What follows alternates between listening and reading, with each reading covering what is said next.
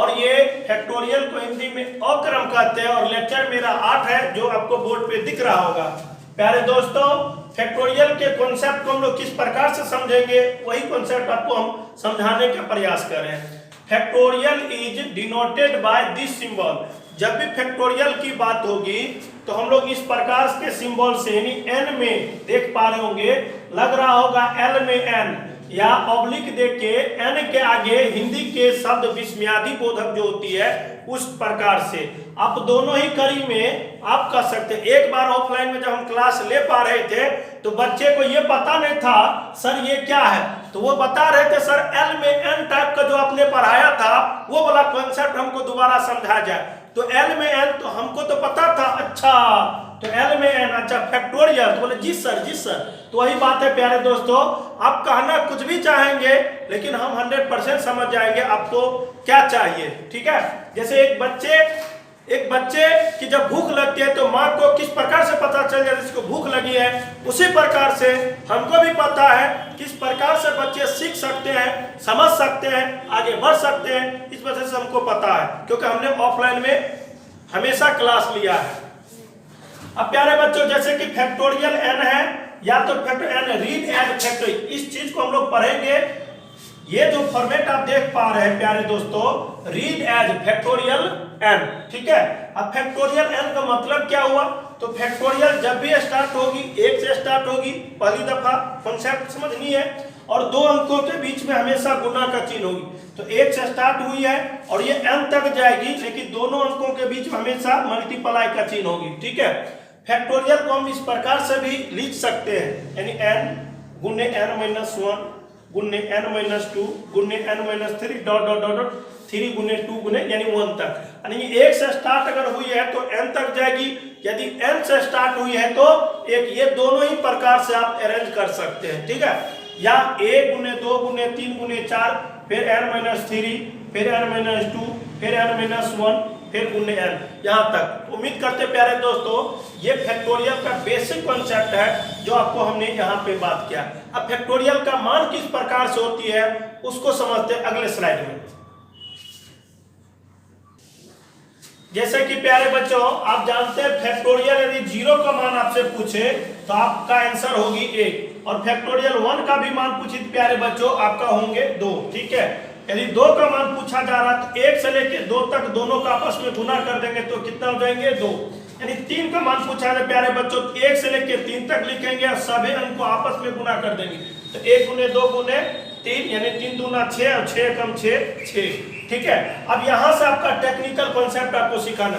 अगर 4 को पूछा जाता है प्यारे बच्चों तो 4 1 गुने 2 गुने 3 गुने 4 4 3 12 12 दूना 24 और 24 को 1 गुना कर देंगे तो कितना हो जाएंगे 24। लेकिन प्यारे बच्चों आप जानते हैं इसको आपको याद भी रखना जरूरी है क्योंकि हर एक जगह ये यूज होगा बराबर, ठीक है। लेकिन ऐसे भी सोच सकते 3 का मान आपने निकाला है 6 और 4 को निकाल लिए तो दोनों के यदि आपस में गुना कर देंगे तो 6 चौके 24, समझ पाए। यदि आपको लगता है कि 4 का हमको मान डायरेक्ट याद रखनी है तो डायरेक्ट 24 याद रखना। अगर लगता है कि नहीं हम मान निकाल के बतावे तो 1 से लेकर 4 तक लिखना, सभी को आपस में गुना कर देंगे तो आपका रियल आंसर 4 हो जाएंगे, ठीक है। अच्छा अगर 5 को निकालनी है तो आप जानते हैं 5 चौके 20 20 तिया 60 60 दूना 120 और 120 को 1 से गुना कर देंगे तो 120। लेकिन अगर आप चाहते हैं कि प्यारे बच्चों आप हेल्प ले अंक का जो आपने पढ़ा है तो 4 का मान 24 और 5 का मान तो आपको निकालना है तो दोनों को अगर आपस में गुना कर देंगे तो 24 5 120। उम्मीद करते हैं ये टेक्निकल आपको कॉन्सेप्ट समझ में आ रही होगी। अगर 6 का मान पूछा जाए प्यारे बच्चों तो 1 से लेकर 6 तक गुना करेंगे तब भी, नहीं तो आपको 5 का जो मान आपने निकाला वो और 6 का निकालना है, दोनों का आपस में गुना करें तो 12 छक्के 72 यानी 720। उसी प्रकार से अगर 7 का मान निकालनी है तो 6 का मान आपने निकाला 720 और 7 का तो दोनों को गुना कर देंगे तो 50 40। उसी प्रकार से अगर 8 का अगर मैं बात करूं प्यारे बच्चों तो 7 का मान आपने 50 40 निकाला उसमें 8 से गुना कर देंगे तो सीधे हो जाएंगे 40,320।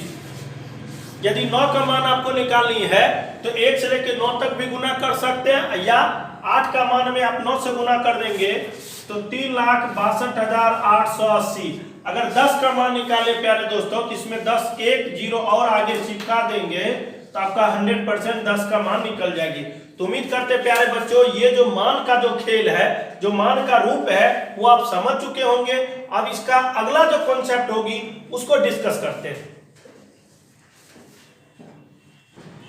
प्यारे बच्चों नोट चेंज में अगर हम बात करें तो जो कंसेप्ट हमने इससे पहले लेक्चर में बात किया है उसी प्रकार से 0, 1, 5, 6 अगर इसके पावर कुछ भी बड़ा पावर हो, चाहे जनरल पावर हो चाहे फैक्टोरियल पावर हो, वो नो चेंज में, यानी 0 के पावर समथिंग कुछ भी होगी तो 0, 1 के पावर कुछ भी पावर होगी तो 1, 5 के पावर कुछ भी होगी तो 5, 6 के पावर कुछ भी होगी तो 6।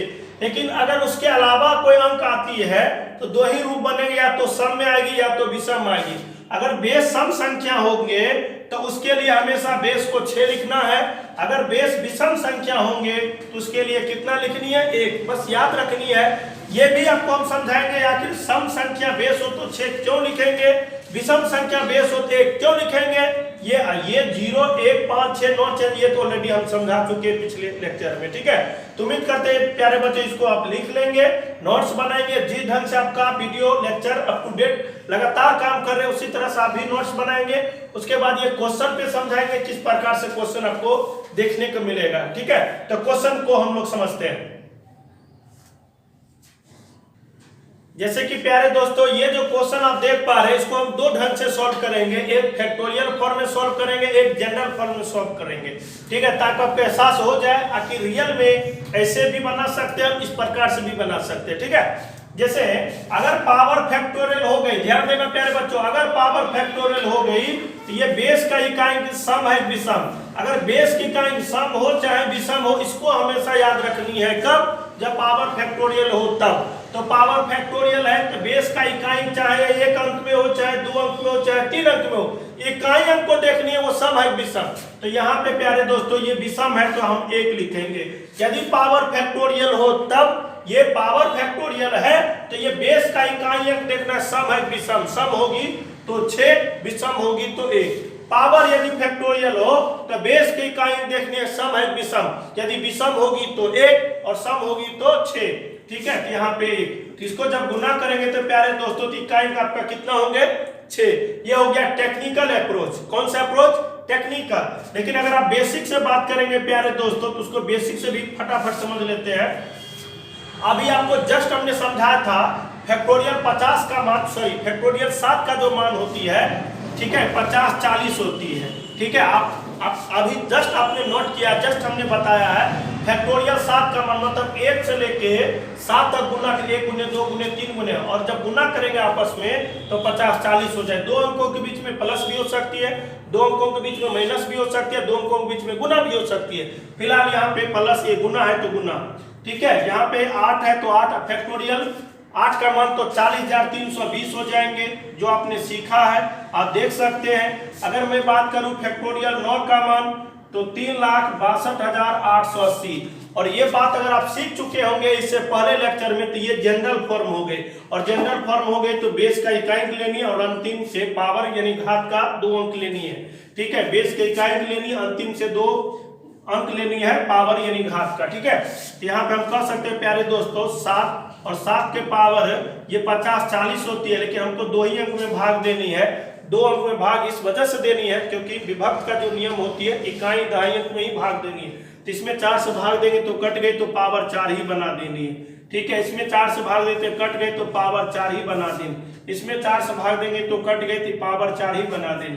अब इसको एक्सपेंड कर देंगे तो 7 गुने 7 गुने 7 गुने 7, 8 गुने 8 गुने 8 गुने 8, ठीक है, 9 गुने 9 गुने 9 गुने 9। ठीक है, और कह सकते प्यारे दोस्तों ये कितनी बार, तो 7 एकम 7, 7 7 49, 9 7 63 हो जाएंगे, फिर 7 21 हो जाएंगे, फिर 8 एकम 8 हो जाएंगे, 8 8 64 हो जाएंगे, फिर 8 चौक 32 हो जाएंगे, 8 2 9 16 हो जाएंगे। ठीक है, 9 चौक 54 हो जाएंगे, 9 चौक 36 हो जाएंगे, ये हो जाएंगे 9 छक्के 54 हो जाएंगे। ठीक है, 9 छक्के 54 हो जाएंगे प्यारे दोस्तों। ठीक है, और ये 9 चौके 36 हो जाएंगे, तो इकाई स्थान पे कितना हो गए? 6 हो गए। तो हम कह सकते हैं प्यारे बच्चों इस क्वेश्चन का आप देख सकते हैं इकाई अंक भी आप टेक्निकल अप्रोच से करेंगे तब भी 6 आएंगे, और बेसिक अप्रोच से करेंगे तब भी आपका 6 आएंगे। तो उम्मीद करते प्यारे बच्चों ये क्वेश्चन आपको समझ में आ गई होगी। एक नेक्स्ट क्वेश्चन पे भी आप लोग को डिस्कस करते हैं। जैसे कि प्यारे बच्चों इस क्वेश्चन को अगर आप देखेंगे तो हमने आपको एक ही चीज समझाने का प्रयास किया, पावर फैक्टोरियल हो तो बेस की काइंड सम या विषम देखनी है।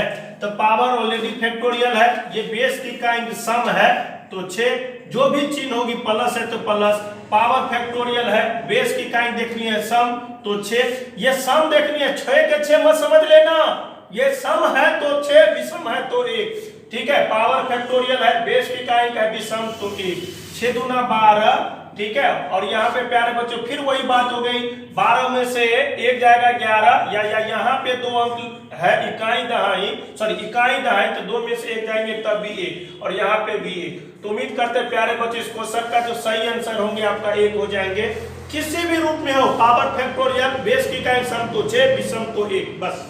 ठीक है, अब यहाँ पे प्यारे बच्चों नो चेंज में है। ठीक है, हम चाहेंगे तो यहाँ भी नो चेंज में ले सकते हैं, लेकिन जो मूल बात है वही सिखाने का प्रयास करें। तो 6 के पावर कुछ भी होंगे प्यारे बच्चों की नो चेंज में, वैसे भी पावर फैक्टोरियल है, बेस की काइंड अगर 6 है यानी सम है तो 6 लिखेंगे, गुना का चिन्ह है, बेस का इकाई अंक, ठीक है, सम है, पावर फैक्टोरियल है तो 6 लिखेंगे, प्लस ये बेस का इकाई अंक विषम है, पावर फैक्टोरियल तो 1 लिखेंगे, बेस की इकाई अंक विषम है, पावर फैक्टोरियल तो 1 लिखेंगे। तो ये से कटवा सकते हो, ये 36 हो गई, 36 मतलब इकाई स्थान पे कितना हो गई 6 हो गए। उम्मीद करते हैं प्यारे बच्चों क्वेश्चन आपको समझ में आ रही होगी। ठीक है, एक क्वेश्चन और डिस्कस करेंगे आप सबके लिए। ये नॉन चेंज में है कि आपका सम और विषम में है।